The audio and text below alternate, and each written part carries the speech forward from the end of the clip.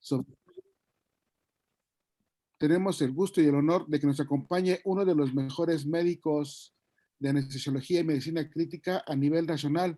Muchos de ustedes ya lo conocen, su nombre es Jesse Barrada Zambriz. Él es médico especialista en medicina crítica y terapia intensivista, especialista en anestesiología, también es técnico en urgencias médicas, tiene anestesiología en transporte de órganos abdominales, ecocardiografía en paciente crítico y también tiene el diplomado de transportación aeromédica y cuidado crítico, director médico de la Asociación Mexicana de Formación de Equipos Rápidos de Respuesta, facultado AJA, facultado NAEM, y uno de los médicos más cercanos al profesor Adiel.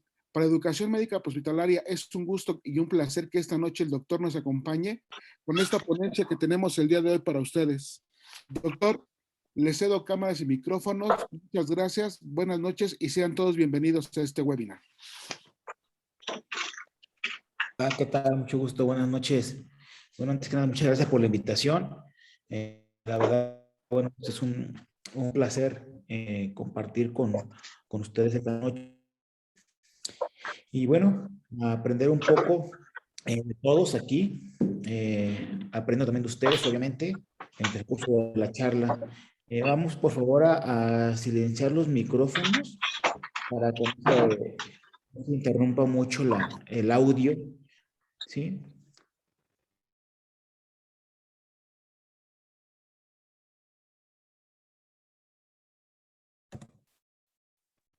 A ver, sí me escuchan ahí, ¿verdad?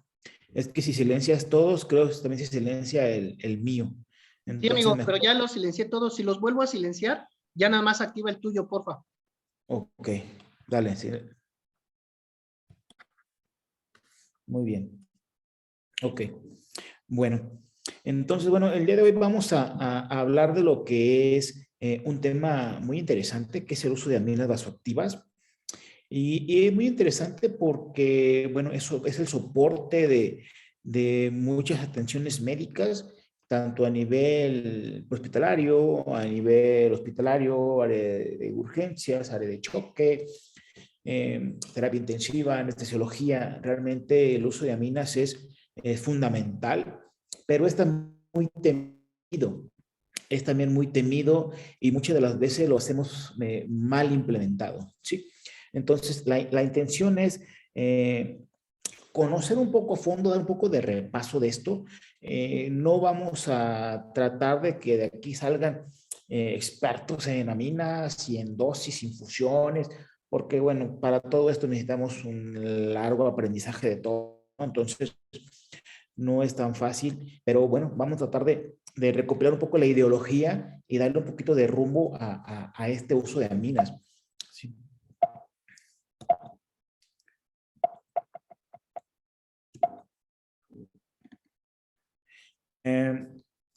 Teniendo en cuenta que, bueno, que el aparato cardiovascular es un gran, obviamente, abastecedor tanto de oxigenación, todo lo que conlleva el torrente sanguíneo, nutrición, ¿sí? A todos los tejidos del organismo. Entonces, obviamente, la finalidad de nosotros es restablecer o fortalecer este aporte de sangre a nivel circulatorio por el aparato esa a nivel vascular, a nivel cardíaco, ¿sí?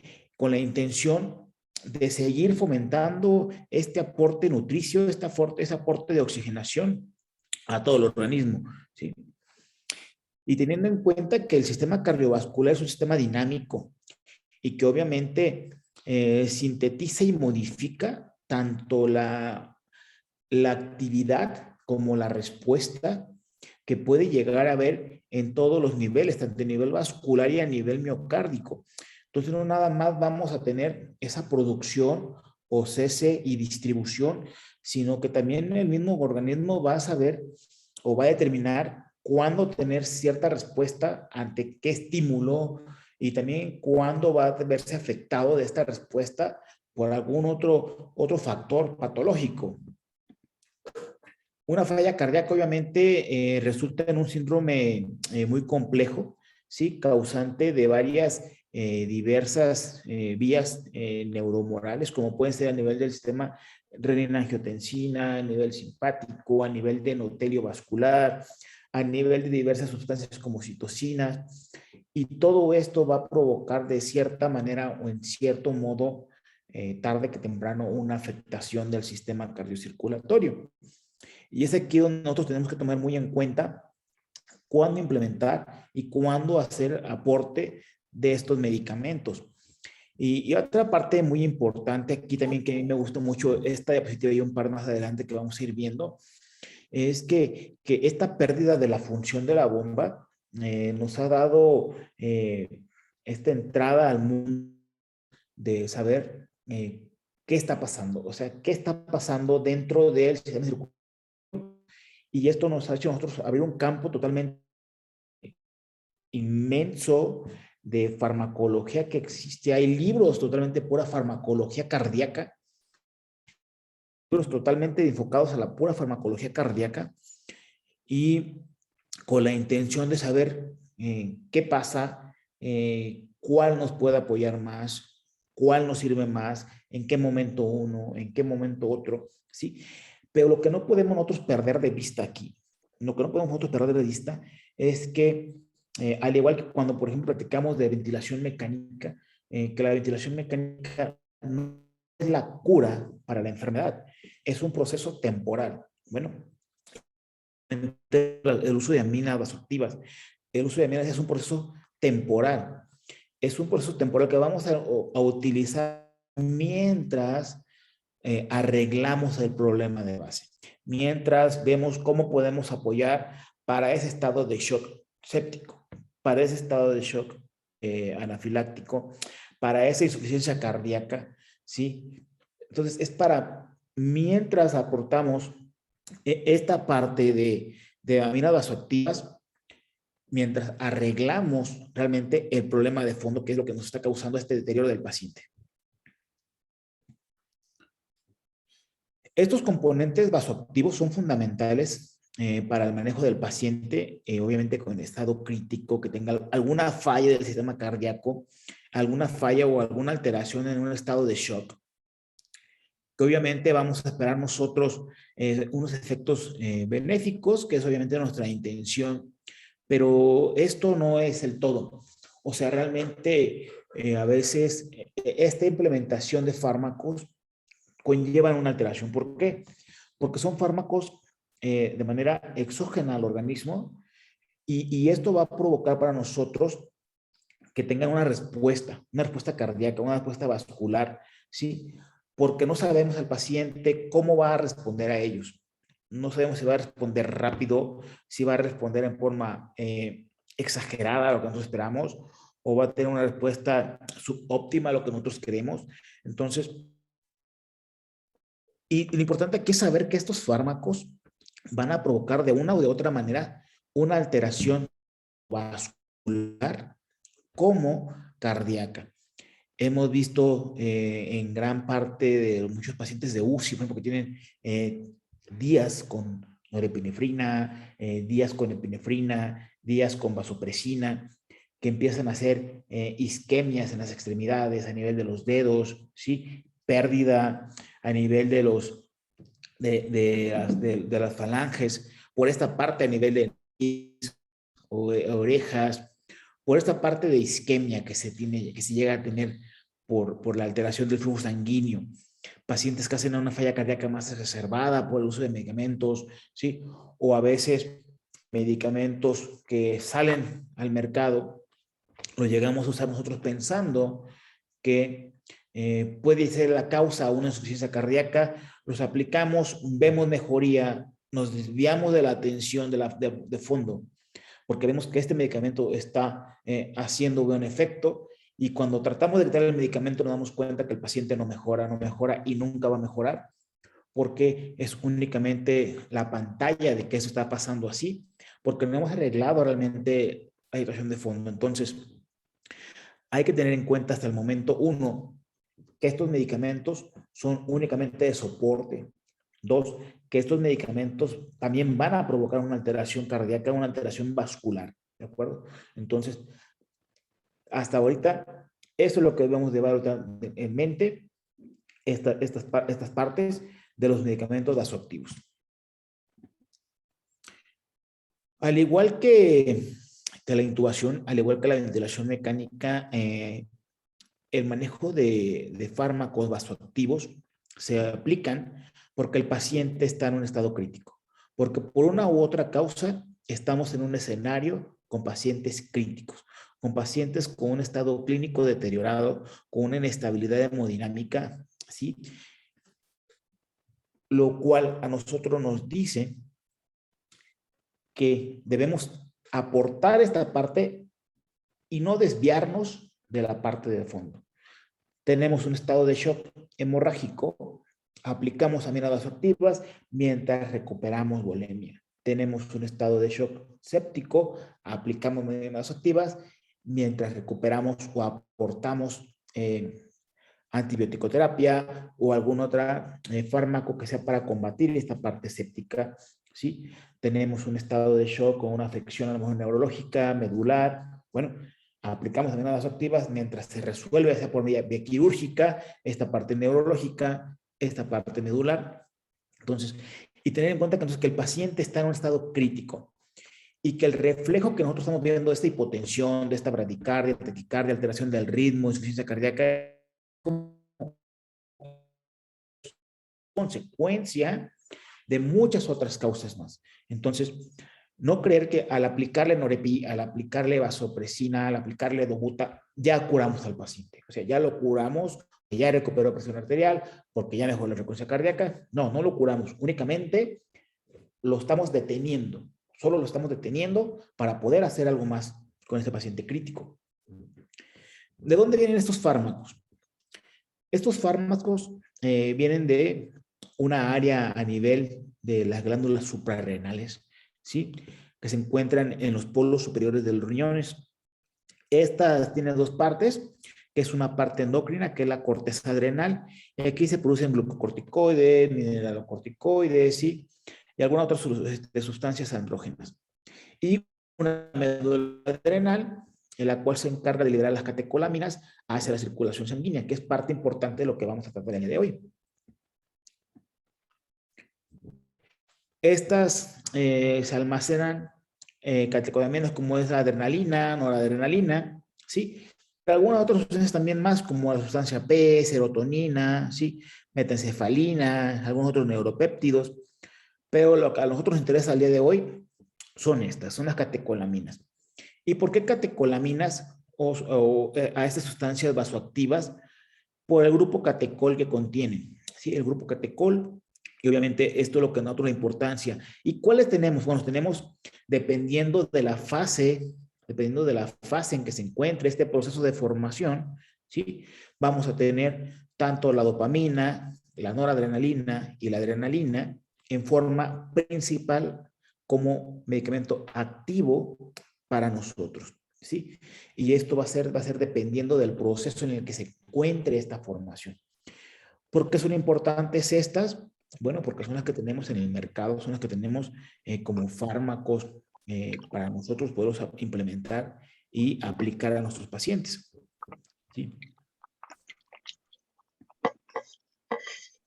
La adrenalina, ¿sí? O también llamada epinefrina, que de hecho su nombre correcto es, para nosotros es epinefrina, porque es el fármaco, es la parte exógena, ¿sí? El laboratorio no produce adrenalina, el laboratorio produce epinefrina, ¿sí? El laboratorio no produce noradrenalina, produce norepinefrina, ¿sí? Y produce dopamina, ¿sí? Entonces, esto es muy importante porque tenemos la adrenalina que se sintetiza y almacena a nivel de la médula adrenal y liberada hacia la circulación sanguínea. Está por ahí abierto un micrófono. La noradrenalina, ¿sí? Que es sintetizada y almacenada no solamente en la médula suprarrenal, sino también en algunos nervios.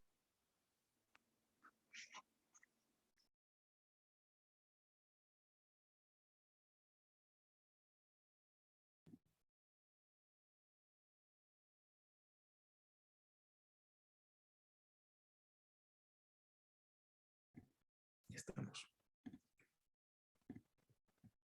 Ok. Sino también en algunos nervios periféricos, y la dopamina que se encuentra en la médula adrenal y en algunos nervios también periféricos, y que esta catecolamina actúa fundamentalmente como un neurotransmisor, ¿sí? Pero que también tenemos su uso en ciertos casos que vamos a ir viendo más adelante. Este diagrama aquí nos demuestra cómo tenemos diferentes fármacos, dobutamina, isoproterenol, norepinefrina, dopa, fenilefrina, vasopresina, terlipresina, y todos ellos van a tener un receptor distinto, una cadena distinta, ¿sí? Un metabolismo distinto. En algunos de ellos necesitamos que tengamos un suficiente aporte de líquidos, suficiente aporte de calcio, suficiente aporte de glucosa, suficiente aporte de algunas otras proteínas. Entonces, no nada más se trata de administrar el medicamento y ya. Se trata de tener un control, un panorama adecuado, ¿sí? Un equilibrio ácido-base adecuado para que este medicamento actúe. Entonces, es por ello que si yo administro el puro medicamento, a mí no me sirve de nada. Tengo que tener un control más adecuado, proteínico, un control electrolítico, ¿sí? Un control de volumen, para que esto tenga buen efecto. A mí de nada me sirve cerrar los vasos sanguíneos, por ejemplo, con epinefrina, ¿sí? Cerrar los vasos sanguíneos si no tengo un volumen que vaya a inyectar. Si no tengo un buen volumen que vaya a inyectar. No me sirve, por ejemplo, de nada administrar un medicamento cardioselectivo, ¿sí? Si tengo un poco aporte proteínico, si tengo un poco aporte de sodio, un poco aporte de potasio, un poco aporte de calcio, entonces va a estar el fármaco, pero no va a poder trabajar, o sea, no va a tener con qué ingresar a la célula, no va a poder con qué hacer esa labor de bombas. ¿Sí? Entonces, no nada más se trata del medicamento, sino también se trata de tener ese equilibrio completo para que el fármaco pueda hacer su labor, pueda trabajar en forma adecuada. Existen varios tipos de receptores, alfa 1, alfa 2, beta 1, beta 2, delta, y cada uno de estos receptores va a tener cierto propósito. Esta es la parte importante de los fármacos vasoactivos, conocer qué es lo que yo quiero actuar, qué es lo que yo quiero estimular, qué tipo de receptores tiene el corazón, qué tipo de receptores tenemos a nivel pulmonar, qué tipo de receptores tengo a nivel vascular, vascular venoso, vascular arterial. ¿Qué es lo que yo quiero? ¿Cuál es mi propósito? Mi propósito es tener una vasoconstricción. Bueno, entonces aplico un medicamento que me provoque una activación a nivel de alfa 1. ¿Sí? ¿Qué es lo que yo quiero? Que el corazón lata más rápido, que el corazón lata más fuerte, ¿sí? Con un inotropismo, una fuerza más apropiada, con un cronotropismo, con una velocidad más rápida. ¿Qué es lo que quiero? Quiero actuar a nivel pulmonar, quiero que exista una broncodilatación, bueno, aplico mejor un beta 2, ¿sí? ¿Para qué? Para que me relaje esa fibra muscular bronquial, ¿sí? ¿Qué es lo que me interesa? Mi tener una vasodilatación esplécnica a nivel intestinal, ¿sí? Tener una liberación o una vasodilatación del músculo liso, ¿sí? Para disminuir esa poscarga y que el corazón no tenga tanto esfuerzo para inyectar esa sangre, ¿sí? ¿Qué es lo que necesito yo con mis pacientes? Y aquí es donde interviene el qué es lo que yo necesito y saber seleccionar. Esta es la parte que sí se debe de aprender. ¿Qué fármaco estimula qué tipo de receptor? Esta es la parte importante de los vasoactivos. Esta es la parte más importante de los activos. Saber qué medicamento estimula qué tipo de receptor. ¿Sí? Y esta es la ciencia. Esta es la verdadera ciencia de las aminas. Sí, saber qué órgano, qué punto diana es el que yo quiero tocar para aplicar ese medicamento. Muchas veces por facilidad o comodidad, existencia, no sé, pero en muchos compañeros paramédicos siempre ponen dopa. A todos mis pacientes dopamina. ¿Sí? ¿Por qué? Pues no lo sé, yo creo que es a lo mejor la única que saben utilizar o la única que tienen. Pero esto es real, que muchos usan dopamina. ¿Por qué? Pues no sé, pero tú ponle dopamina, ¿sí? Y realmente, pues no debe de ser así. O sea, debes saber qué es lo que quieres. Te falta, a lo mejor tienes buena fuerza, a lo mejor tienes buena personalidad, una buena respuesta a nivel vascular. Falta a lo mejor más fuerza. Entonces, bueno, aplícale un inotrópico. Sí, un inotrópico que provoque más fuerza. Dobuta, sí, dobuta que haga que tenga un mejor inotropismo, ¿sí? ¿Qué requieres? Un paciente con un estado de shock séptico, ¿qué requiere? Bueno, requieres que a lo mejor tengamos un cierre a nivel periférico de los vasos con una vasoconstricción. Bueno, aplícale norepinefrina, ¿sí? Que te va a estimular esos receptores y que va a cerrar esa parte de nivel periférico. Entonces, depende del tipo de receptor, es lo que nosotros vemos, qué tipo de fármaco vamos a aplicar nosotros. Cada receptor, sí, tiene cierto foco de actuación. Por ejemplo, el beta 1, ¿sí? Tenemos cierto estímulo para estimulación y atención, estar alertas de lo que está pasando. Beta 1, alfa 1, secreción de renina con vasoconstricción, ¿sí? Por ejemplo, un beta 2, alguna vasodilatación a nivel bronquial, por ejemplo. Alfa 1, un alfa 2, ¿sí? Una cierta vasoconstricción a nivel periférico, ¿sí? Un beta 1 solo, propio, un inotropismo, un cronotropismo, ¿sí? Entonces, dependiendo del tipo de receptor, es la parte que vamos a tener nosotros estimulada, ¿sí? Alteración a nivel pulmonar, a nivel de estómago, a nivel de aumento del mismo secreción gástrica, de la motilidad, ¿sí? Reflejos pulmonares, reflejos del esfínter a nivel vesical, ¿sí? Entonces, todo esto va a estar ligado totalmente al tipo de receptor que vamos nosotros a estimular. El término fármaco vasoactivo lo vamos a usar en forma global para algún medicamento que tenga propiedades tanto inotrópicas como vasomotoras. O sea, todo lo que afecta a nivel de la vasoconstricción o a nivel de vasodilatación, a nivel del medicamento que haga contracción a nivel vascular y que haga fortaleza a nivel cardíaco, ¿sí? La mayoría de los fármacos vasoactivos, especialmente los adrenérgicos, tienen generalmente ciertas propiedades, algunos más que otros, ¿sí? ¿Cuál es la finalidad de todo esto? Uno, restablecer la perfusión tisular, ¿mediante qué?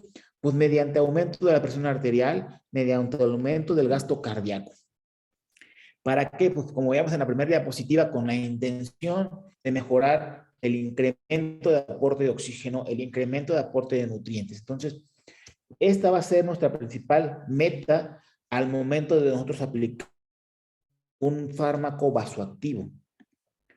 Un agente inotrópico es aquel cuya acción es aumentar la contractilidad cardíaca.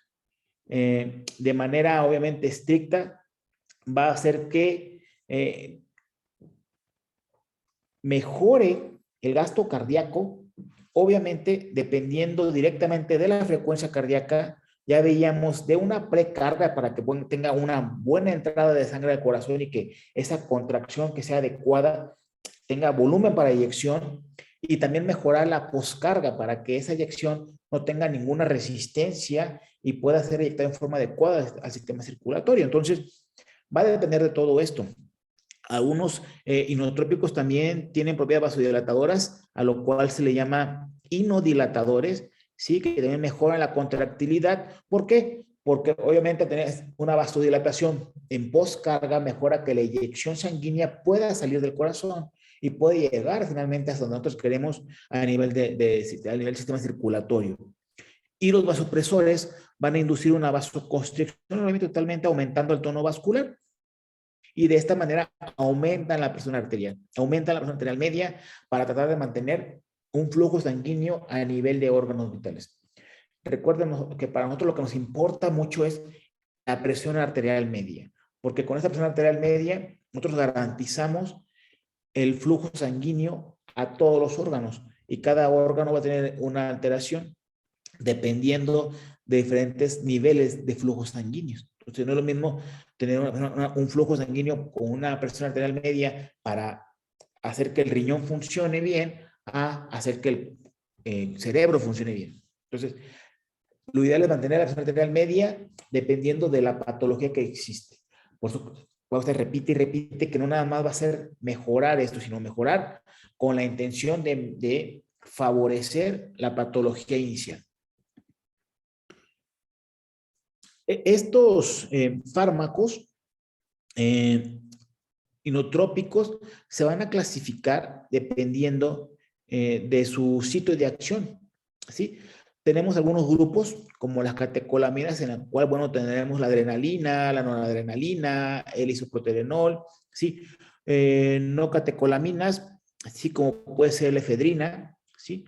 Inhibidores de la fosfodiesterasa, como es la milrinona, por ejemplo, el más común, la milrinona, sensibilizadores del calcio, como el evosimendan, ¿sí? Que a lo mejor no actúan a lo mejor de cierta manera directo, pero con lo que comentábamos en la diapositiva previa, donde estaba el diagrama de los fármacos y estaba el calcio. Entonces, por ejemplo, el levosimendan estimula esta sensibilidad del calcio. ¿Para qué? Para que tenga una mejor contractilidad cardíaca, ¿sí? Algunos remodeladores como los IECAS, ¿sí? Algunos neuromoduladores como es el péptico natriurético, ¿sí?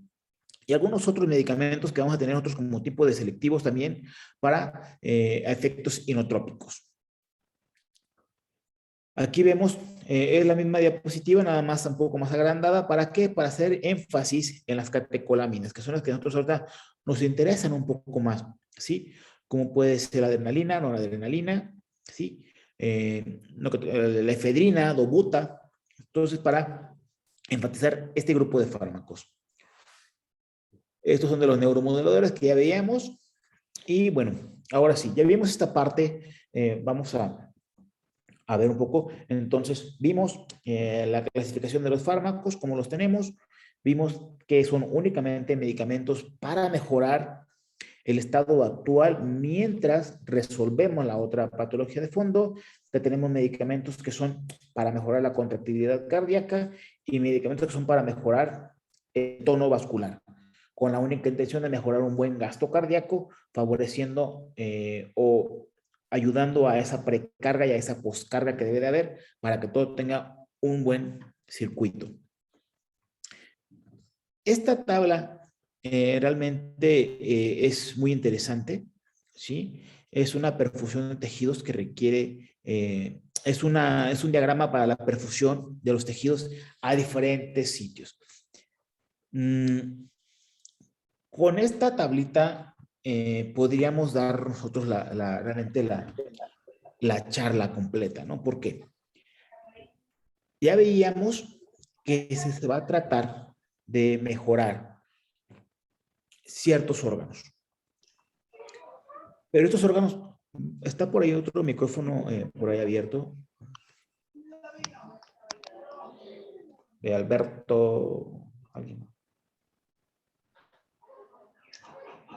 Voy. Alberto Castro. Ok.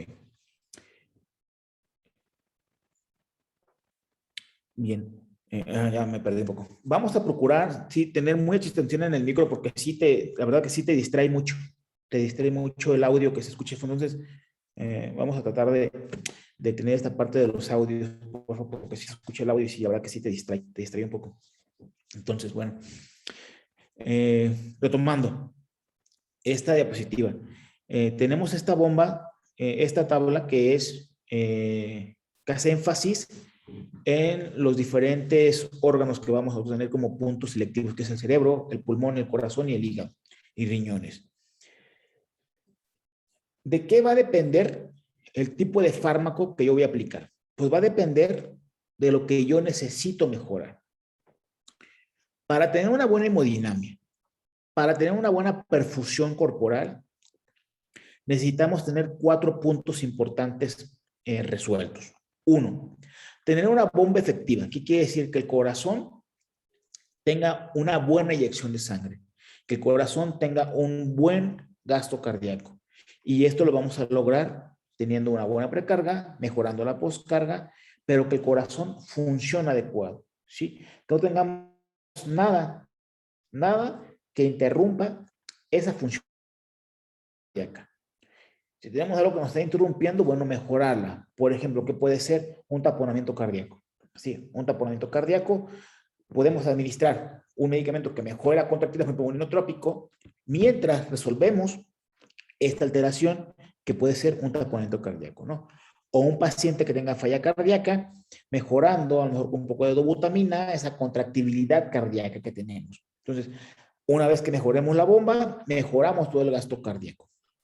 Supongamos que tenemos una buena bomba, pero tenemos alteración con los vasos sanguíneos que estén rotos, una hemorragia, ¿sí? Entonces, por mucho que tengamos buen volumen, por mucho que tengamos buena bomba, mientras no tengamos una buena circulación, y no hablemos de volumen, hablemos de la circulación de los conductos sanguíneos, ¿sí? No va a servir de nada que ponga volumen, no va a servir de nada que ponga norepinefrina, que ponga vasopresina. Entonces, mejorar, controlar este flujo sanguíneo para que tengan los vasos intactos, y generalmente aquí nosotros no podemos hacer mayor cosa. Esto es totalmente quirúrgico, totalmente quirúrgico.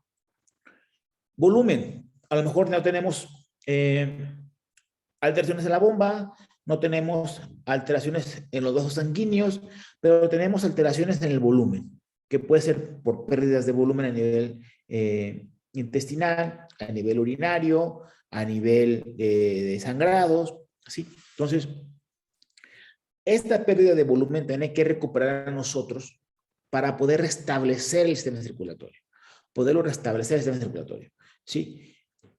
O tenemos buen volumen, tenemos buena bomba, tenemos vasos intactos, pero tenemos una pérdida de las resistencias vasculares. El caso más típico puede ser una anafilaxia, puede ser un estado de shock séptico. Aquí, ¿qué necesitamos? Pues no necesitamos inotrópicos, no necesitamos algo quirúrgico, no necesitamos a lo mejor tanto volumen, ¿sí? Que necesitamos fortalecer estas resistencias vasculares con algún fármaco que lo haga. Entonces, retomándolo y dándole estructura a todo esto. Dependiendo la causa que a nosotros nos esté provocando la alteración circulatoria, es a donde nosotros vamos a trabajar. ¿Qué necesitamos? ¿Bulimia? Bueno, pues con volumen. ¿Qué necesitamos? Aumento de las resistencias, pues pon un medicamento vasoactivo que cierre esos vasos sanguíneos para mejorar la circulación. ¿Qué necesitamos? Tenemos buen volumen, no hay pérdidas sanguíneas, sí, tenemos vasos intactos, pero tenemos una alteración de la bomba, pues poner un medicamento que mejore esa contractibilidad cardíaca para mejorar esa eyección sanguínea. ¿Cómo nos damos cuenta de esto? Pues cualquier alteración que tengamos en nuestro paciente. Hay alteraciones rápidas de detectar, ¿sí? Como puede ser escala de Crick-Sofá, ¿sí? En el cual nos marcan alteración del estado mental, alteración del patrón respiratorio y alteración de la presión arterial. Tenemos una alteración en uno de estos, el paciente tiene un deterioro que está causando que su regulación se vea alterada. Entonces, si yo detecto que el paciente no respira bien, que respira muy rápido, con algún patrón anormal, quiere decir que es porque está tratando de compensar esa falta de oxigenación que ya veíamos. Tiene alteración del estado mental y que esto puede ser también, ¿por qué? Por esta alteración, ¿sí? Esta alteración del estado mental, ¿sí? Y a consecuencia de la falta de oxigenación y de la falta de circulación a nivel cerebral. Tiene alteración de la presión arterial, pues por falta de volumen o por falta de tono vascular. Entonces, cualquiera de estas, fíjense, es muy rápida, es muy fácil. 3 puntos, neurológico, respiratorio o mental. Esto nos hace nosotros pensar que algo está alterándose. ¿Qué más? Patrones de temperaturas, ¿sí? Esta otra escala que también veíamos nosotros que es fácil de realizar en cualquier paciente y que de esta manera nos damos cuenta. De esta manera nos damos cuenta que nuestro paciente requiere aporte, que requiere un aporte para mejorar ese flujo sanguíneo cerebral, ese flujo sanguíneo cardíaco, ese flujo sanguíneo renal, hepático. ¿Qué vamos a administrar? Ya detectamos. ¿Qué vamos a administrar? Pues el fármaco. ¿El fármaco qué? El fármaco dependiendo de lo que nosotros queremos hacer. Por ejemplo, dopamina, ¿sí? La dopamina tiene una afinidad sobre media a nivel de alfa 1, ¿sí? Una actividad fuerte sobre beta 1, una afinidad débil sobre beta 2, y como respuesta que tenemos, como respuesta tenemos aumento del gasto cardíaco y aumento de las resistencias vasculares. La dobutamina tenemos más fuerte sobre beta 1, moderado sobre beta 2, ¿sí? Vamos a tener aumento del gasto cardíaco, pero esto va a ser dependiendo de la dobutamina, y una disminución de las resistencias. Entonces, muchas veces administramos dobutamina y vemos que el paciente, en lugar de mejorar, empeora. ¿Por qué? Pues porque no tiene suficiente volumen que recompense esa vasodilatación que va a provocar en el periférico, y que sí va a mejorar el gasto cardíaco porque va a mejorar la contractividad cardíaca. Pero si no tenemos una buena respuesta de precarga y poscarga, eso se viene abajo. La adrenalina, un estímulo fuerte sobre el alfa 1, con un estímulo fuerte sobre el gasto cardíaco, un estímulo fuerte sobre el aumento de la resistencia vasculares sistémicas. La adrenalina también fuerte sobre el alfa 1, fuerte sobre beta 1. ¿Sí? Y la fenilebrina fuerte sobre alfa 1. ¿Con qué? Con un aumento de la resistencia vasculares sistémicas. Entonces, dependiendo qué es lo que nosotros queramos con nuestro paciente, va a ser el tipo de fármaco que vamos a administrar. ¿Qué queremos? ¿Que aumente resistencias vasculares periféricas? Bueno, administro entonces fenilefrina, administro a lo mejor dopa, norepi. ¿Qué quiero? Mejorar el gasto cardíaco, dependiendo qué tipo de receptor voy a estimular, y si tengo una buena precarga, si tengo una buena poscarga.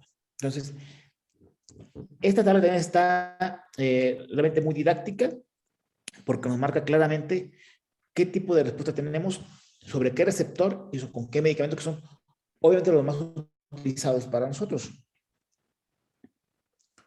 Dosis, pues esta tableta igual se puede encontrar en cualquier libro de farmacología cardíaca. Aquí igualmente tenemos el tipo de receptor y tenemos la dosis. Si se fijan del lado derecho, todos tienen efectos secundarios. ¿Por qué lo menciono? Porque esto es muy importante. Esto es muy importante al momento de administrarlo. Como todo en medicina, es no nada más qué estoy haciendo y por qué lo estoy haciendo, sino también saber qué respuesta voy a tener. Y en casi todos, en la gran mayoría de los medicamentos, voy a tener un incremento del consumo miocárdico de oxígeno, alteraciones en el ritmo cardíaco. ¿Y esto por qué pasa? Obviamente porque son fármacos exógenos. Entonces, si yo pongo, por ejemplo, vasopresina, sé que voy a tener mucha alteración en el nivel de flujo sanguíneo intestinal.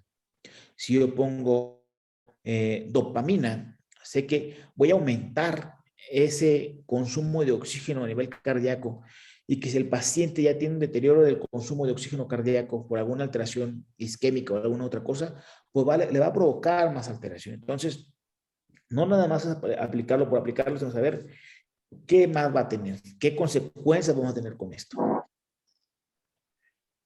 Estas son algunas fórmulas para saber qué tan grave está nuestro paciente.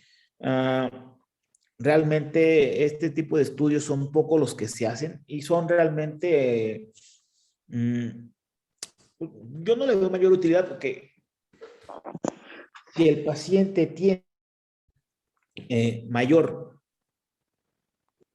dosis, mayor número de fármacos, obviamente mi score va a salir muy elevado. ¿Por qué? Pues es lógico, porque es lo mismo que tenga nada más norepi, a que si tiene norepi, dobuta, vaso, no va a salir alterado.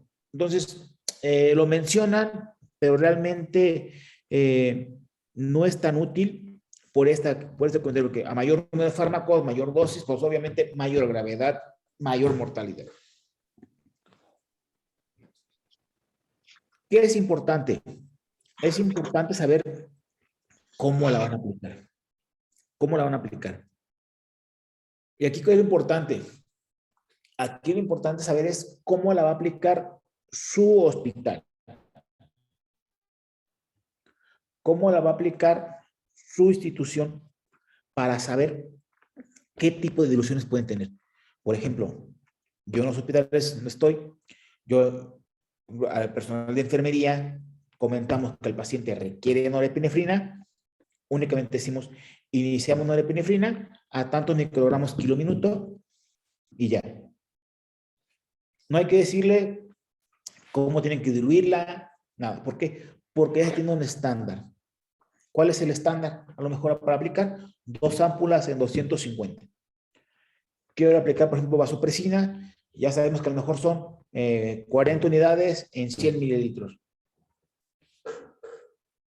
Y esto es importante, no como una regla para todos los hospitales, sino que cada hospital o cada institución tenga implementado cómo la va a utilizar, para que todos sepamos, ¿sabes qué? Tiene el paciente vasopresina pasando a 10 mililitros por hora, porque a lo mejor en la entrega de guardia no nos da tiempo de sacar el cálculo exacto de cuántos microgramos, a cuántas unidades por hora, pero ya sabemos a cuánto más o menos va a equivaler 10 mililitros, porque yo ya sé que en el hospital prepara la norepinefrina 8 miligramos en 250, ¿sí? Entonces, dependiendo de cómo la preparemos en cada hospital, va a ser el patrón que debemos de seguir cuando indiquemos cierto tipo de aminas. ¿Cómo la voy a aplicar? Esto es muy importante. Y más en el sistema de urgencias. Porque siempre tenemos a lo mejor esa controversia de es que no tiene, una cosa lleva a otra. Es que no tiene central, por eso no le inicié aminas. ¿Sí? O la otra, no le hice más nada porque ocupo el central para ponerle aminas. Entonces, ni se necesita central para ponerle aminas, ¿sí? Ni el central es urgente, ¿sí? Y las aminas las puedes poner en cualquier momento. Se ha visto con diferentes estudios ya realizados que las aminas las puedes administrar por una vía periférica, ¿sí? Por una vía periférica sin mayor problema. ¿Qué condiciones debe de tener? Deben de ser calibres gruesos, ¿sí? En accesos gruesos, catéteres cortos. Muchas ocasiones ponen catéteres en las venas de los dedos de las manos. Un catéter amarillo, sí. Catéter 22.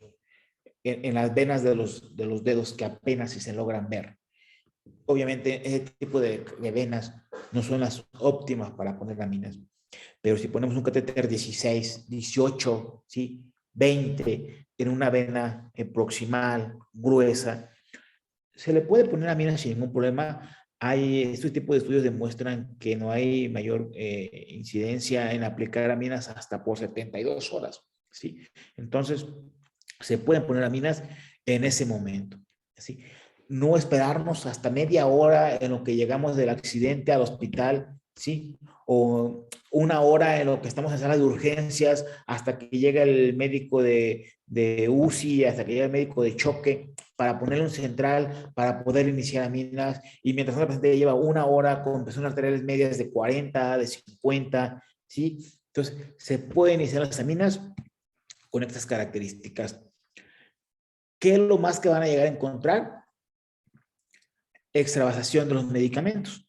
Pero si se fijan, realmente el porcentaje es muy bajo, ¿sí? En 506 intervenciones con Norepi hubo 16 alteraciones de extravasación. Entonces, si hacemos realmente, no es algo significativo, ¿no? Realmente, por ejemplo, con dopamina de 100, 3, ¿sí?